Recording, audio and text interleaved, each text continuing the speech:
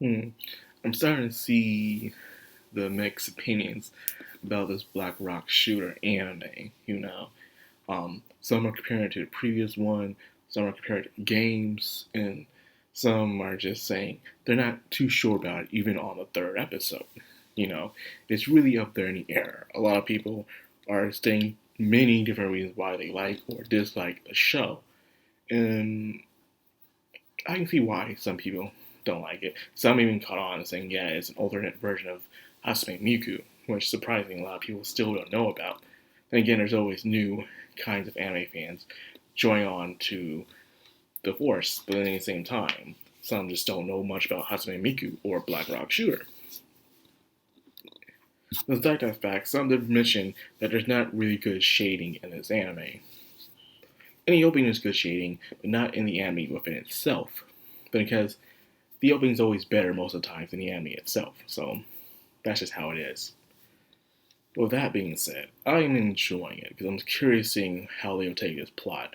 I guess because I've been a Black Rock Shooter fan for a long time. Because of that, I know much about Black Rock Shooter. Now, I guess I'm trying to understand that this version of Black Rock Shooter, the Empress, don't seem as badass. In fact, after watching this episode, she does cling more to her humanity than the other Black Rock shooters. It's probably the reason why she is the physically weakest one. She takes forever to regenerate. She isn't that powerful, that strong as the others, or that badass. Maybe because she's still in her awakening phase, or she's just now waking up and doesn't realize her full potential. Who knows? Either way, I can see some people do stray away from this one. Even her hairstyle herself was up in debate. So when they first even delivered the first debut poster for the anime, a lot of people were unsure about the design that she had.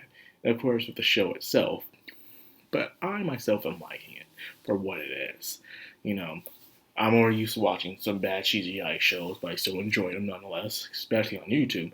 But this is a full-length anime studio, so there's that as well. But nonetheless, I like it, so that's just how I feel about it. If you don't like it, I understand. Now, we seem to have this being more understanding of the Educational Institute, where they seem to be the only group that really care of androids, that care about the evolution of humanity.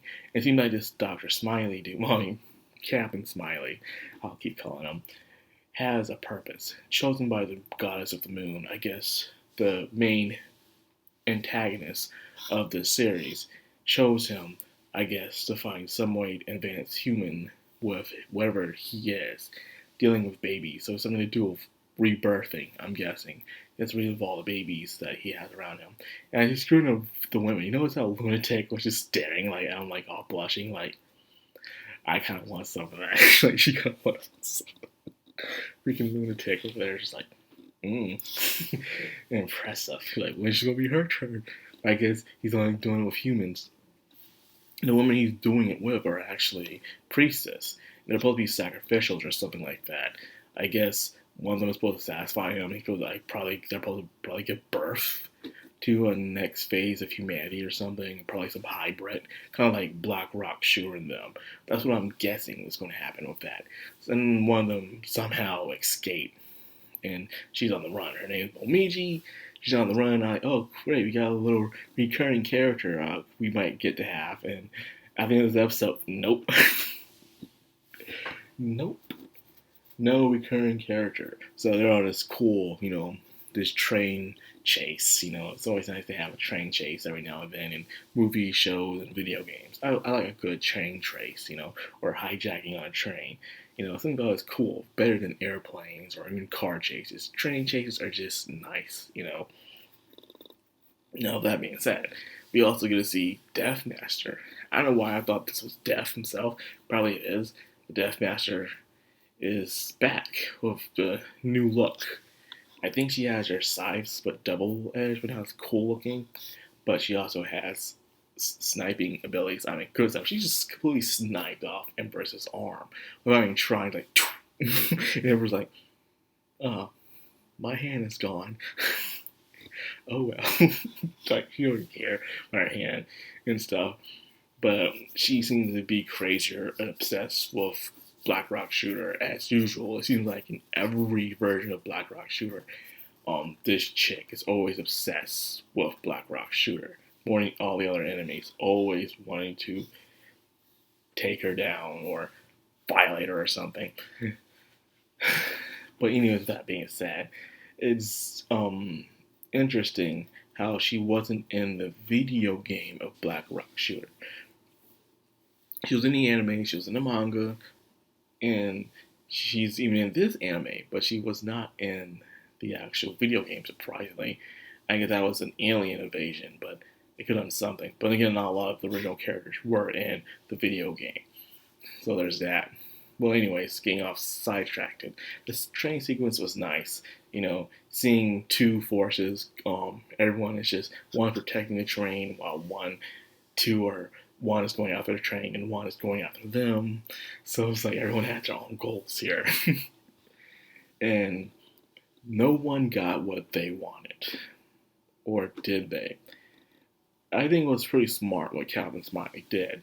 Even after rescuing, they thought they rescued the victims on the train, and of course, an explosion. That would make sense. Say you have something precious and you don't want it to escape, or you don't want no one else having it. So therefore, you set a bomb. You're not going to escape. You're gonna blow up. To make sure no one escapes. If I can have you, no one can have you. So that was good thinking on the enemy's standpoint. And now we have a traumatized and disappointed Empress. She thought she was being rescued. She thought she was going to be a hero, save all the girls. But it just didn't happen. Momiji, we thought would be an interesting character, but you left before we got a chance to know you. Wow, that sucks. Well, anyways, this turns out to be a very dark version of Black Rock Shooter, where things seem to be hopeless. And now, after reading the subtitle name of the series, Downfall, I'm wondering if there's going to be a part 2 or a season 2 of the series. Right now the main bad guy seems to be Lunatic and Captain Smiley. So if that's the case, I bet it's going to be them rejoining the gang up and they're fighting off Captain Smiley and Lunatic and they defeat them. And I bet part 2 is going to be when the Goddess of the Moon shows up and now she plays her plan and then part 2 shows up. That's what I'm guessing could happen. It could happen. We'll have to wait and see. We're only 3 episodes in this series so far, so I'm thinking way ahead off. But anyways, I enjoyed the episode, yeah. I like the characters. I like the design, CGI isn't top notch like Studio Orange, but then again, not everyone can compete with Studio Orange. I'm just saying. So anyways, that's what I got for this video. I hope you guys enjoyed it. If you did, like, comment, subscribe, and of course, hit that bell icon. This has been Madcrownxox on Anime, signing out.